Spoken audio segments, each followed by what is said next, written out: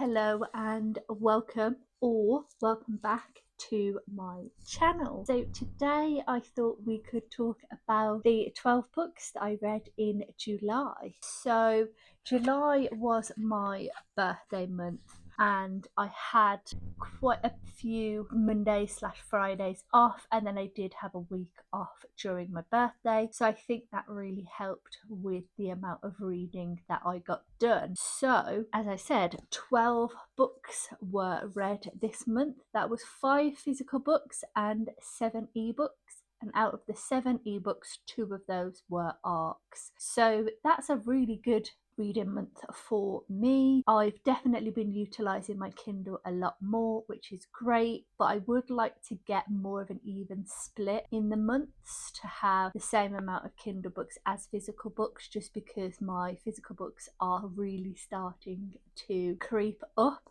But I did have quite a few shorter books on Kindle, so that really factored into it a little bit more. So I just thought we could go down and talk about the books that I read. So the first book that I read this month was actually technically on my June TBR, but I just didn't get to it in time, so it carried over into July. I believe that's correct, now that I've said that. The first book that I read was Assassin's Apprentice by Robin Hobb. So this is my first time reading anything by Robin Hobb, anything in the realm of the Elderlings. So I have been doing, and I will continue to do, spoilery vlogs on this series, and I started with this one, of course. And this was my first proper 5-star of this year. This book made me cry, which doesn't usually happen. I just don't tend to cry at books as much, but this had me crying. So I'm a bit worried about where the rest of this series is going to go, because I hear that it gets worse from here. So this is about a young boy who is the bastard son of the king in waiting, and his grandfather on his mother's side decides to send him back to his father to be dealt with, because he doesn't want to deal with him anymore. And his father, in his shame of having a bastard, abdicates the throne. So Fitz has to live with the stable master because people don't really know what to do with him, so he ends up doing that. And obviously this is a trilogy and then also a wider universe, so it is one that will continue to evolve as the series goes on. And as I said, I gave it 5 stars. I loved it. I thought it was such a good book, and I can't wait to get further into this series. I then read a book that I was highly anticipating, and one that I feel like everybody seems to have read now and everyone seems to have a lot of thoughts on, and that one is Yesteryear by Caro Burke. And this one is about a woman who has a social media presence, an Instagram account, where she pretends to sort of be this perfect trad wife. She has this farm, it's all amazing, but she has people who work on this farm for her, and she has staff to look after her kids. And unexpectedly she wakes up one day and she is back in the time when being a trad wife was just being a wife and you didn't have any choice or anything like that. And obviously she does not like this. So yes, I thought this was really interesting. I gave this 4 stars. I really enjoyed it. The ending for me sort of let it down a little bit. I wasn't a big fan of the very end, but overall it was really interesting. I liked the short chapters. I liked the fact that it flicked between the perspectives and learning more about Natalie and everything leading up to what happened. I then read a book on my Kindle, specifically on Kindle Unlimited, and that was Nocticadia by Keri, and I gave this one 4 stars. So this is about a girl whose mum passes away from some kind of mystery illness, and she writes a paper about it in her for college, and ends up getting invited to this very prestigious school to study this disease, because it actually turns out it's a real disease. So it was very dark, very gothic, very atmospheric. I did really enjoy it. I thought it was really, really interesting. I had a good time while I was reading it, and overall, as I said, I gave it 4 stars. I then read an arc, and this was Daybreak by Autumn Woods, which has now been released, so you can pick that up if you like. This is the second book in the Sorrow Song University duology, and I gave it 4 stars. So because it is the second book in a series, it is difficult to exactly say what happened, but premise is Ophelia, her parents die in a helicopter crash, and she believes that there is a specific person who is responsible for this crash. It is their company, and she ends up getting invited to Sorrow Song University to study there. She couldn't afford to go there, but she's got some kind of apprenticeship or something like to be able to go. And while she's there, she ends up getting close to the man who she believes killed her parents, his son, and they get very close.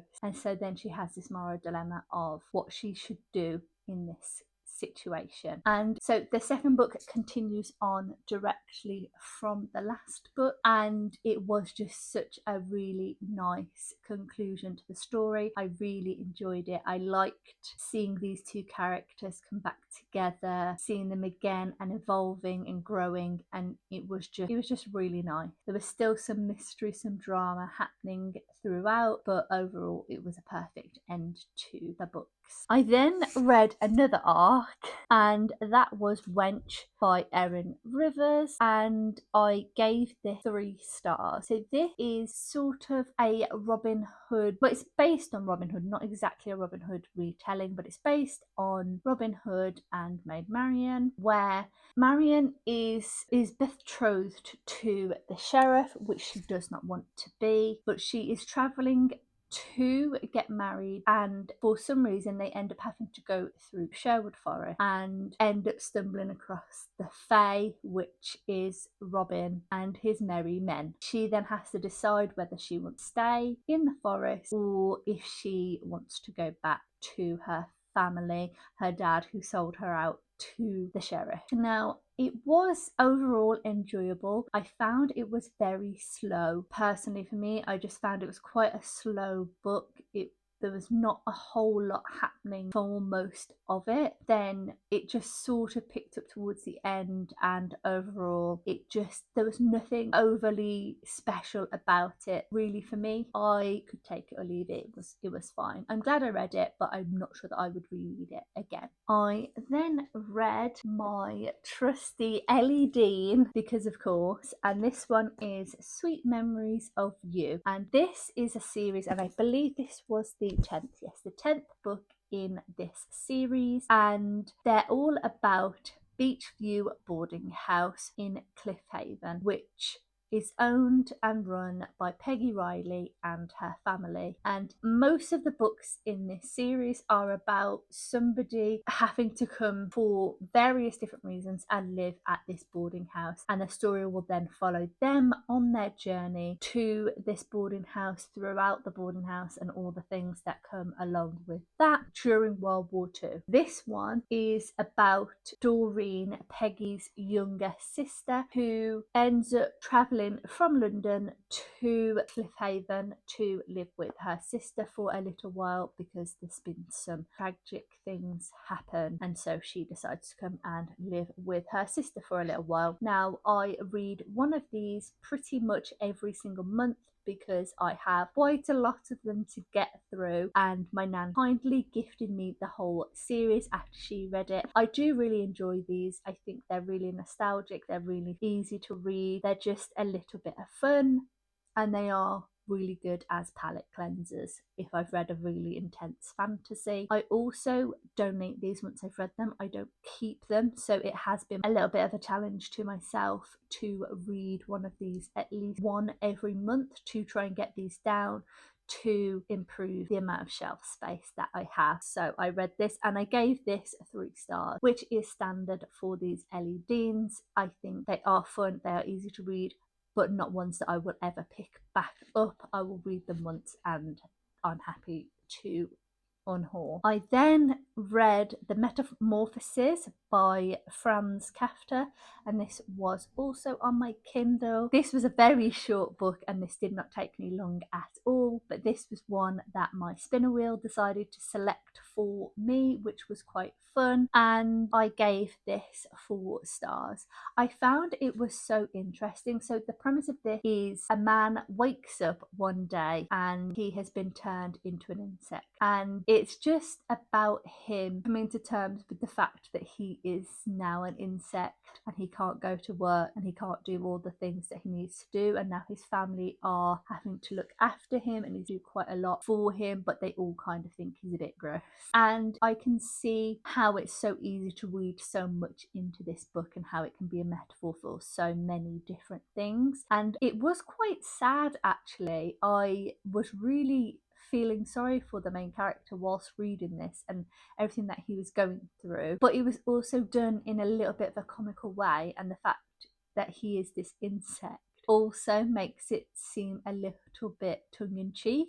That was one that's quite fun because obviously it is a classic, and one that I apparently had on my Kindle which I had no idea was even there, so that was fun. I then read Long Live Evil by Rees Brennan, and this is about a young girl who is terminally ill. She has cancer and she isn't going to get better, and her and her sister really love this very specific fantasy series, and her sister reads them to her while she's in hospital. And then one day a woman turns up in her hospital room and basically says, you won't get better and it's going to cause a lot of problems for your family. I'm offering you the opportunity to go into your favourite fantasy series, this fantasy series that she really enjoys, and you have to pick this flower. There's like this flower that blooms once a year. Have to pick and eat this flower in the time frame, and if you do that, you will then be transported back into your life and you will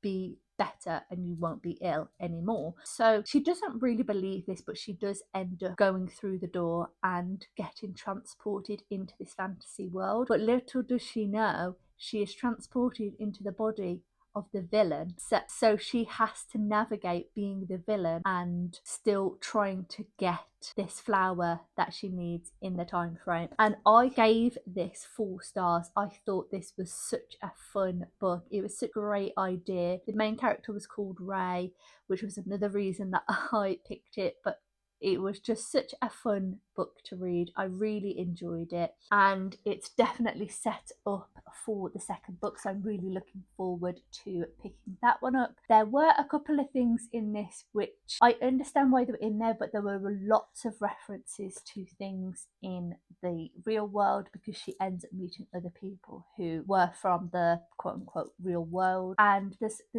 things like Netflix mentioned and things like that, and I understand why, because it's sort of making a little bit of a joke about the fact that these people don't know what that is, and it just, for me personally, it was just a little bit annoying, but not the worst. But yeah, I had so much fun reading this. It was really good. I then read a book that I hauled quite recently and will also be featured in my July haul, because we picked it up and I've read it before we've even done the haul. So that was Survival Show by Juno Dawson, and this is my first Juno Dawson book. I've not read anything from her before, but I do have other books of hers on my list to read, and reading this has made me very excited to pick up more from Juno Dawson. This is about a dystopian world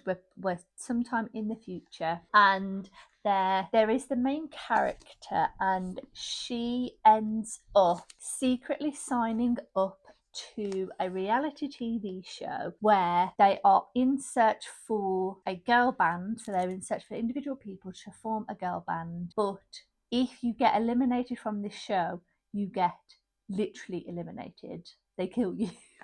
And she does this because if she gets into this girl band, there is a prize. So obviously you get into the band, but you also get money and security for your family, and her brother is ill. So she does this to try and help her brother. So yeah, this was such a fun book. This I rated 4 stars, and it was really interesting. It was really fun. It gave me sort of Big Brother, America's Next Top Model, X Factor vibes, all those kind of really intense reality type shows, but with the added pressure of they need to not be voted out or they will die. And it's so ridiculous, but also so interesting and such a fun read. And I read this so quickly. And yeah, this again is also a series. I didn't realize this was going to be a series, but I'm looking forward to seeing how this will continue on.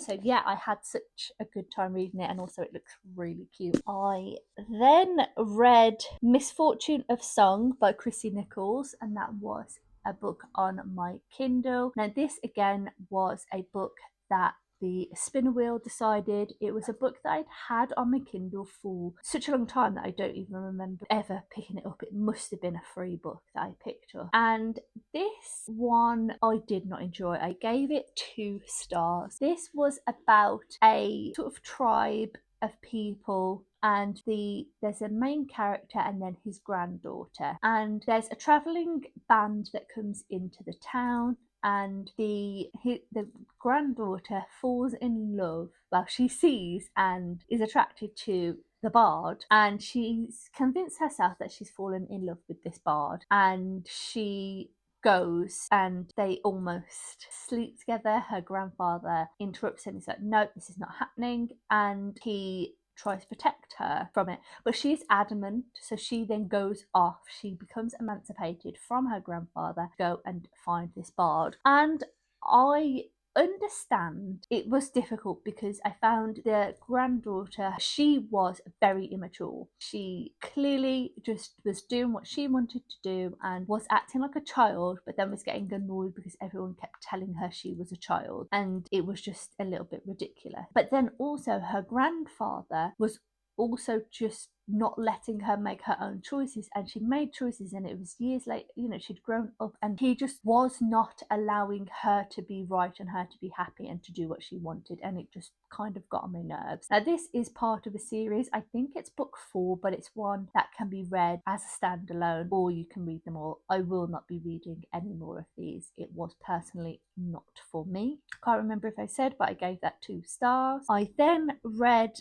another short Kindle book, and that was Time Out by Emma Murray. I also gave this 2 stars and was personally not for me. This was about a woman who is a mother, and she also is an author. She's like a ghost writer, and she ends up having the opportunity to write a book in her own name, and it will be about motherhood. And she is struggling with this because she's basically saying, if I'm going to write a book about motherhood, it's not going to be a positive book because it's really difficult. But then also doesn't want to write the book about motherhood and how difficult it is because that's kind of frowned upon. And so there's all of this happening, and she just came across really like not great. Her and her husband were also having issues, and she wouldn't talk to him about it.